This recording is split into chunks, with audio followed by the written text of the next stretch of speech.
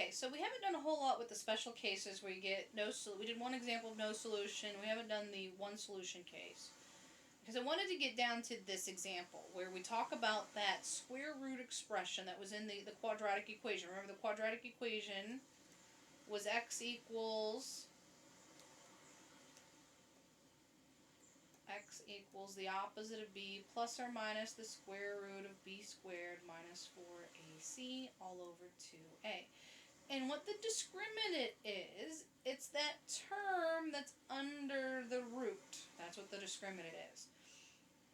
And it's telling me if I have one solution, no solution, or infinitely many, or two solutions, not infinitely many. One solution, no solution, or two solutions. There we go. Alright, so two solutions is the most common case. And that's when the number under the root is positive, right? Because I get two values there because of the plus or minus square root. So when the discriminant is positive, two row solutions. If that number under the root zeroes out, well, then it zeroes away the plus or minus, and it just leaves me with the opposite of b over 2a, which if you recognize that, that's the vertex equation, right? So the only way to get the one solution case, remember, is when the vertex hits the axes, right? And so the solution is the vertex, and that's the one solution case. And then the no solution is whenever you get imaginary numbers. We don't want imaginary numbers, we want real numbers, and so whenever that discriminant underneath the root comes out negative, there's no real solution. So the graph is either completely above or completely below the x-axis. So I'm going to do one of each case, and then I'm going to show you how you can solve these graphically then. So we're going to look at the graph, and I'm going to talk about how you can find the solution graphically. Alright, so first, though, determine if you're going to have one solution, two solution, or no solution. So I'm going to use the b squared minus 4ac, the part under the root. And so, in this particular problem, my b term is my negative 12, but remember it's negative 12 squared, minus 4 times a, which would be 4, times c, which would be 9. So it's negative 12 squared, which comes out positive, minus 4 times 4 times 9, and when you multiply that out, that comes out to 0.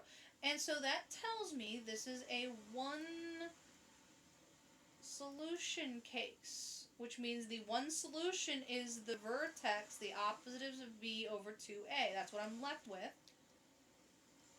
Once that zeroes away, right, I'm left with the opposite of b over 2x, which is the vertex. Right? And so the solution would be opposite of b, so it would be positive 12 over 2a, which would be 4. Which simplifies to 1/5. Alright, so my answer should be that. Now, I'm going to show you what it is graphically. So we're going to graph this. So graph this into the calculator. Alright, so I'm going to go to my calculator. I'm going to hit y equals. I'm going to plug in the 4x squared minus 12x plus 9. I believe a standard window should work, so I'm going to hit zoom standard and look at my graph. And if you look at it, the vertex just touches the graph, and so this is the one solution case. And where we find it, well, it's the 0 of my graph, right? It's asking you for the 0. Where is that function 0? And so to solve that graphically, you solve for the zeros, which is under the second trace key. You want the 0, so you pick 2, and then it's asking you to go to the left of it, the right of it, and guess. And so make sure you're to the left, and then make sure you go all the way over to the right. And then guess if you want to make sure you're a little more accurate. And then it gives you, and again, remember the calculator's flawed, because it's a program. But 1.499999 would logically round to 1.5. And you can check if you're in doubt, so hit second trace value, type in 1.5. And it will tell you it is at the 0 there. Alright, that's the vertex, right? The 1.5, 0. And so the answer is 1.5. It's at this vertex. So there's the 0, which is the x equals 1.5, is at the vertex. And so there is only one solution. That's it. That's the only place where my function hits the x-axis. It bounces off at that moment. Right, the next example. Well, the next example I have to do a little work in order to use my discriminant, right? I have to have my ax squared plus bx plus c equals 0. So right now I've got to multiply this out because it's in the vertex form. And so square that out. So I get 2 times the square of that is x squared minus 2x plus 1 if you multiply that out. Plus 4 still equals 0. Distribute your 2. 2x squared minus 4x plus 2 plus 4. And then we add the 2 and the 4, so 2x squared minus 4x plus 6 equals 0. And so there is the standard form that I want. A is 2, B is 4, C is 6. And so I do my b squared minus 4ac. Comes out to be negative 4 squared minus 4 times 2 times 6. And that comes out to negative 32. Well, negative 32 is less than 0. So my discriminant is less than 0. Which means if I were solving it using the quadratic formula, I would get an imaginary number, right? Because the square root of negative 32 is imaginary. And so there are no real solutions. And we'll look and see what happens to the graph in the no real solutions case. And so we'll graph this and always go back to the original answer before you manipulate it algebraically, in case you did something wrong in your algebra manipulation and your answer should check. So the graph is sort of your check step. Alright, so I'm going to go to my graph. Clear the one out I have in there, so clear that out. Type in the original 2 times the parentheses x minus 1 squared plus 4. That was the original. Standard window, I believe, should work. I may have to adjust it, but we'll see. And so there's the original graph. So if you look at it, the original graph is completely above the x-axis. And if you graph the other version, you should get the exact same picture. It never crosses, and then there is no 0. Alright, so again, the graph is completely above the x-axis.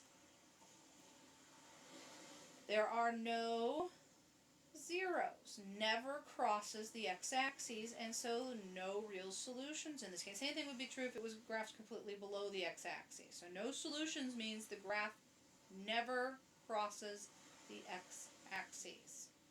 Well, by process of elimination, those were our 2 special cases, so I'm going to believe that this is the case where I get 2 numbers out.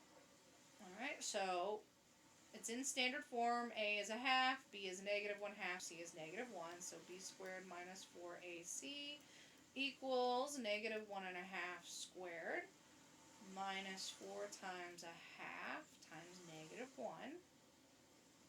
That comes out positive 4 1/4.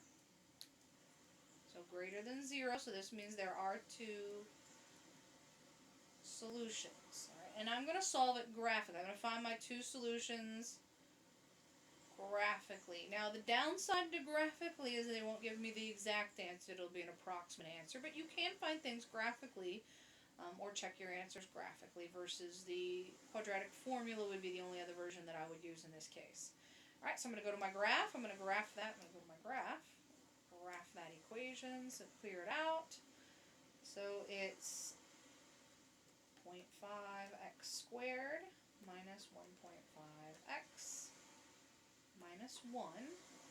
I believe a standard window should work. It does. It does have, so if you look at it, there are 2 places it crosses the graph. There are 2 zeros, and I want to find the zeros. Alright, so the graph comes out. There are 2 zeros, 2 places it crosses. And so I want to find each of those zeros. And it will give me an approximate answer when I go use the calculator. And so that's what we do. We go to second, trace, 0. And then it asks me to the left of each of them. So I'm going to do it twice for each 0. Left of it, right of it, and then guess. And so that one is at negative. So again, it doesn't give me the exact answer, but it gives me an approximate. So I'm going to round like 4 decimal places. So negative 0.5616 is one solution. And then I have to do the exact same for the second one. So hit second, trace, 0. Now I move over to the second one. Again, go to the left of it, the right of it, and then guess. So make sure you stay to the left of it. Go to the right of it, and then you can guess. and then it comes out 3.56, so again, I'm going to round 4 decimal places. 3.5616. Alright, and there are my two zeros, and so my answers, I get solutions.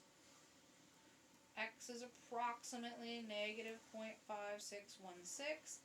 X is approximately 3.5616, and there are two solutions. And again, how we can find them graphically. You can always find them graphically if you want to. The downside to graphically, though, if they ask you to find it exact, you can't find it exact. The only way to find it exactly is using the quadratic equations. If you want exact answers, quadratic equations, but if they allow approximate answers, graphically works just fine. Alright, so this is just a summary of all the different cases. So if the discriminant's negative, it means it never crosses the x-axis and there are no x-intercepts, therefore no solution. If it's 0, it's the one case where my vertex hits the graph, and so my answer is the vertex. And then if it's positive, the discriminant is positive, it means it crosses the axis twice. So there are two solutions that I can find.